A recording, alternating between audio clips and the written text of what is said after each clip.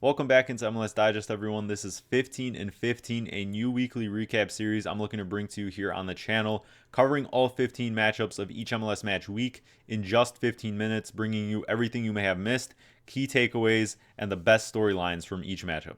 Now, of course, the goal here is to bring you as much information as possible in as little amount of time, while also not making it feel too rushed.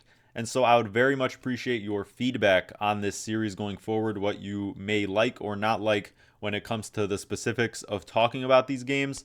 And of course, guys, I always appreciate your support. Please make sure to like the video below if you're enjoying this content and the other stuff on the channel, and subscribe to the channel to support the content further. Looking to ramp up the content like I've talked about in previous videos and drop multiple videos at a minimum weekly. And without further ado, let's just get right into week one's matchups. To start, we have to talk about what was undoubtedly the story of match week one, with the newcomers San Diego knocking off the MLS Cup champion LA Galaxy. Just such an impressive performance from San Diego. That midfield trio of Godoy, De La Torre, and Svechnikov were so comfortable on the ball, keeping possession and keeping things calm in the team's first ever game, being the road team against the defending champs. And for the Galaxy, you could just tell that it looked like a shell of the lineup that won them MLS Cup. Most of all, the Galaxy missed Ricky Puig's presence. He's an unreplaceable player, and he's out for most of the season. Paintsel as well, out for about the first 2 months. And now you have a different type of profile striker in Ramirez compared to Joveljic, and a new midfield, Sanabria, who just got signed, Royce at the 10, who obviously has the quality up top, but doesn't really put in that effort tracking back defensively. And whenever the Galaxy did win the ball back in this game, they looked lost. They tried to send balls in behind for their pacey wingers, be very direct and counterattacking like they did last year that won them the cup. But they just don't have that same personnel out there this year. And it's going to be a bit of tinkering with this midfield and just kind of hoping to tread water until Paintsel gets back to find some sort of success with some adjusted tactics. And finally, give it up for Anders Dreyer, man. A brace in his first MLS game to announce himself, including a beautifully first-time hit curling shot in stoppage time to end things. And that now makes San Diego the second ever expansion side to win its debut game. The first was St. Louis City a few years back. Atlanta United's new look team under Ronny Deila took the field for the first time, and man, this match delivered. A 3-2 win for Atlanta against Montreal. And all this attacking talent stacked on one team, if this is a sign of things to come, there should be goals and goals for Atlanta this season, especially Latte Lath, the highest incoming transfer fee in MLS history, the new striker in Atlanta, got off the mark with a brace, and then Mosquera ended things after Montreal made it very tricky. It was a 2-2 game, and then Mosquera beautifully curled it from the left-hand side into the top right corner in the 85th minute. But this win didn't come without its issues for Atlanta, and it actually got very nervy for the Five Stripes. You could tell that the chemistry wasn't fully there with all these new players playing for the first time basically together. And especially if Ronny Deila's philosophy holds true, and this is going to be a team that really doesn't pull any punches when it comes to how much they commit in terms of the attacking phase of things with even their back two midfielders and the wingbacks, then this team's going to be in a lot of track meets. They're going to be very exposed just as well in transition defensively. And Montreal actually won the expected goal battle handily, 3.5 to 2.2. They just hit a couple of posts, especially the crossbar at the end there in the final nervy moments. Just a little bit unlucky for Montreal. Atlanta's quality simply just had the edge in this one. Inter Miami's first game of the Mascherano era did not get off to the best start, a 2-2 draw against NYCFC.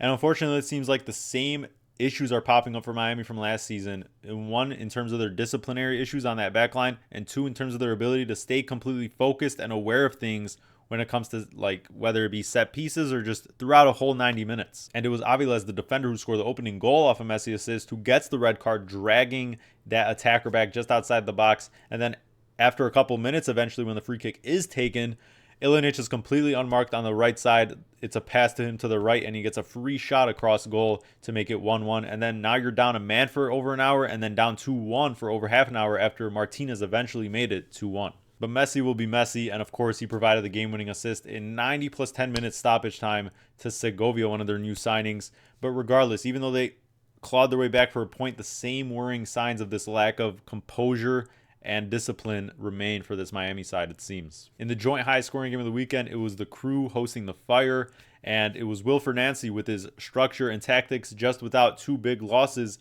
in Cucho and Christian Ramirez. How would they adapt?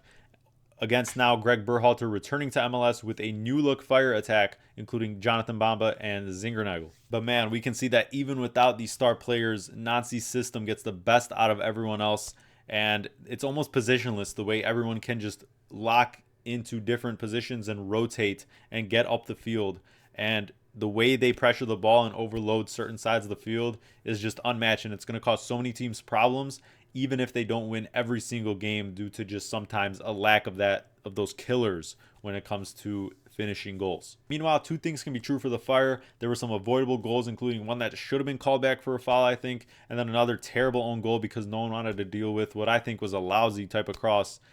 But on the other end, the attack looks completely revitalized. Jonathan Bamba looks like the real deal on that left-hand side. Got a couple of assists to Brian Gutierrez, who got 2 goals, and I can't speak enough about how his development looks to be going, and it looks like he's primed for the season of his life with the players around him. Moving on to Orlando, which hosted Philly, and the Union with the upset here, 4-2.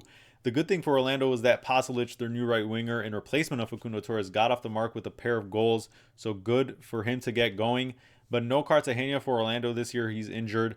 And then also they give up some sloppy goals, including one trying to play out of the back. It was basically a free goal for, I think, Ura. And the one thing about the Union is that they do have a deadly attacking trio. Ure, Barrio, Gazdag. They all got on the score sheet here. And that is a formidable front three in MLS, despite some issues and concerns a lot of people have with their depth, especially in midfield and an aging back line. But, you know, if those guys can really get going, then the Union can make waves in the East still. And for now, at least, it's a great start to Bradley Carnell's tenure in Philly after being fired from the St. Louis City job. FC Dallas took home all 3 points in a season-opening Texas derby on the road against the Dynamo.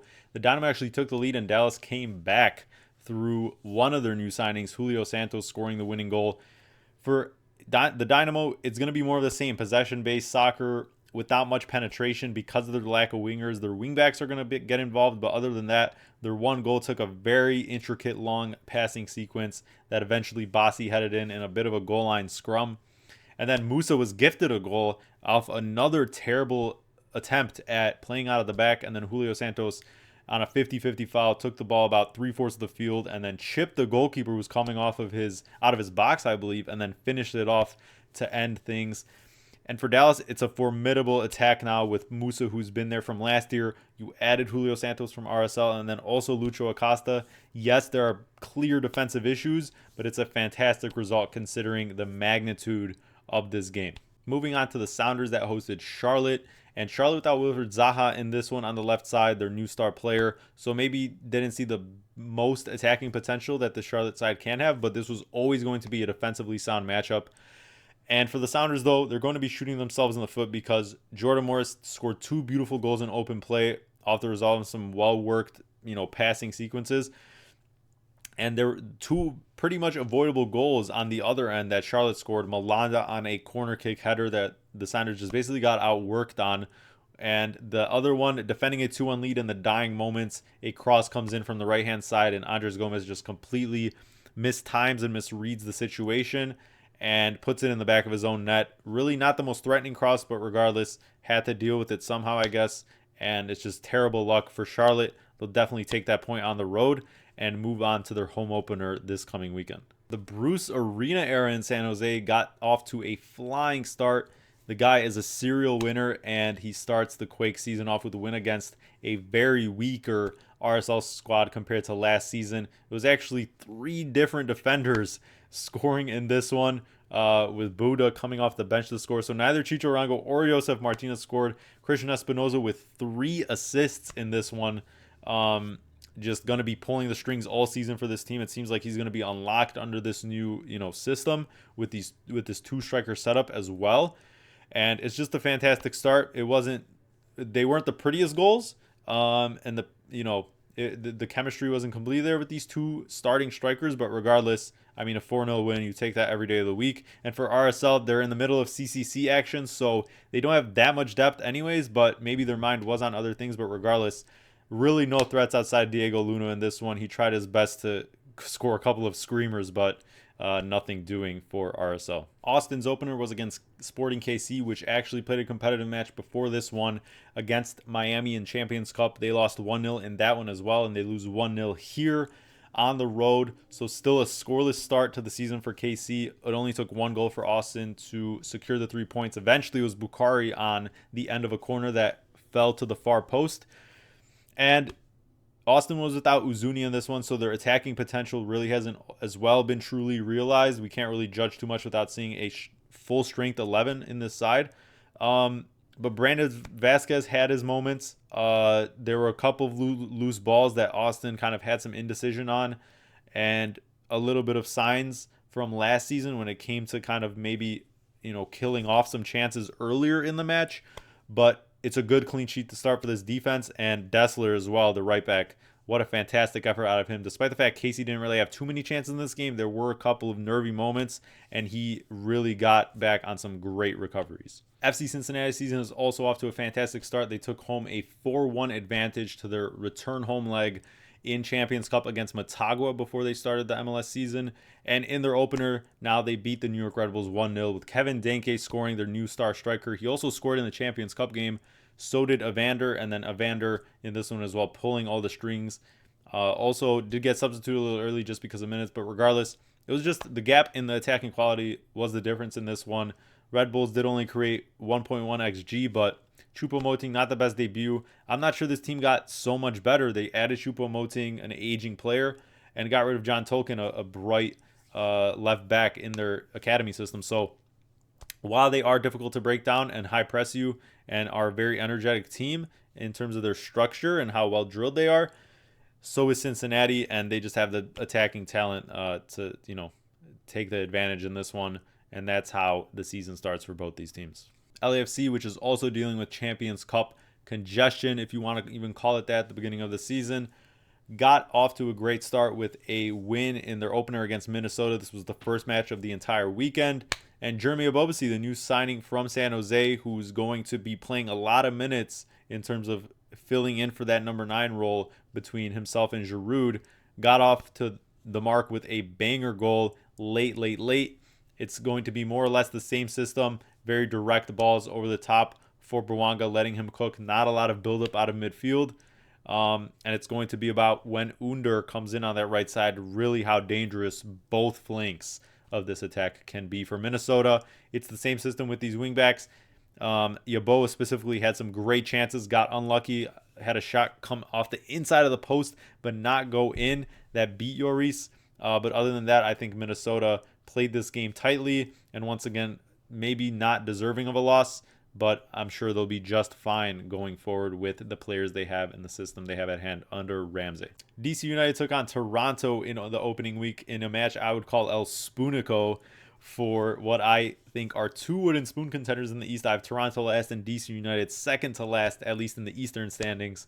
And both will be kicking themselves because this one, the points were shared. It was a 2-2 draw. Benteke, he still looks elite airborne. He got another headed cross goal. And against sloppy teams and not as organized teams like Toronto, he's going to feast and get just, almost as many goals as he did last season, even though this DC team has little to no pieces of quality around him. But then on the other end, DC United with its own problems playing out of the back. Toronto almost took advantage of some, but also as well earned a penalty, and Bernardeschi tied it late. Insigne was not present for this one. And I think both teams are going to be, really missing these potential extra 2 points as the season goes on, even though it is just the first game. The Timbers hosted the Whitecaps in a Cascadia Cup derby to open the season, and the last competitive match the Timbers played was that wildcard round game against the Whitecaps, where they got stomped 5-0 at home to end the season. And in this one to start this season, they get stomped again 4-1 by the Whitecaps. And Jaden Nelson, I was not familiar with your game, man. 3 assists and a goal in your Whitecaps debut in your return to MLS. I mean, man, what a way to announce yourself in this team in that kind of Stuart Armstrong type of role, since he's now gone after his bit of a loan or whatever it was at the end of last season. And Gauld, once again, the Timbers killer. For the Timbers, I mean, it's more of the same issues. They're completely playing the same exposed style. Their back line is just as bad as it was last year with the same pieces. Kamal Miller gets a terrible red card early, which changes the whole course of this game anyways, but I wouldn't doubt them shipping almost the same amount of goals anyways with how they're structurally, built. And now without Noah Vander and with limited DaCosta minutes in this one, it's just not a good start to the season for the Timbers. I think they're going to really, really struggle. I don't think DaCosta is going to replicate that level of production, and this might be more of the norm for the Timbers this year. To wrap up the 15-15, we start with the first of 2 0-0 draws in opening weekend, the first of which was pretty surprising in my opinion. St. Louis City took on the Rapids. The new era with Mellberg at the helm in St. Louis City and Chris Armas' second year. And the Rapids are in the midst of Champions Cup congestion.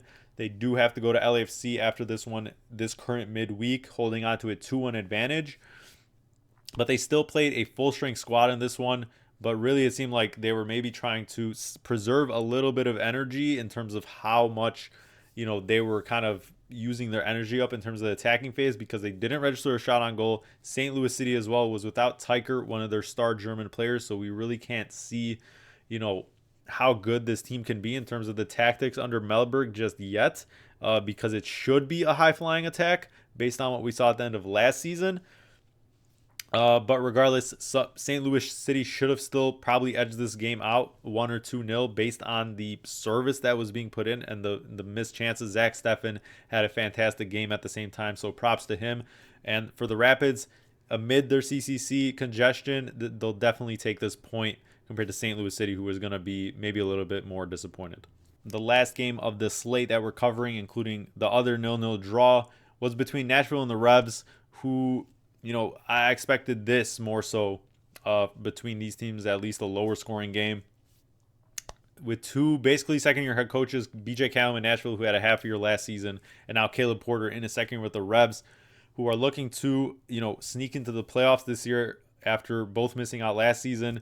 And for Nashville, essentially more of the same players. Had a goal called off that was a very tight offside that could have won it, but also the Revs had a couple of chances that they missed. And in general, just the quality was not there in this game. Nashville, I still am not a believer in. I'm not really seeing a difference compared to the end of last season. And with the Revs, I think they have the attacking potential there, but to get a point on the road and get a clean sheet especially, which was very hard to come by last season, is already an impressive start for them considering how bad last season went. So that'll do it for this first edition of 15 and 15. Obviously, minus the opening and closing segments, I'd like to keep it within that type of range, hopefully. And of course, guys, let me know what you think of the concept of the series, what you like and don't like, what you would like to maybe improve or do without. I would love as much feedback as possible. And I hope that you enjoyed this first installment of this weekly recap series I'm looking to do on each MLS match day. And once again, please make sure to like the video below and subscribe to the channel. And I'll see you guys soon for previewing week 2 action, which is coming up shortly here. So once again, thank you for watching, and I'll see you guys in the next video.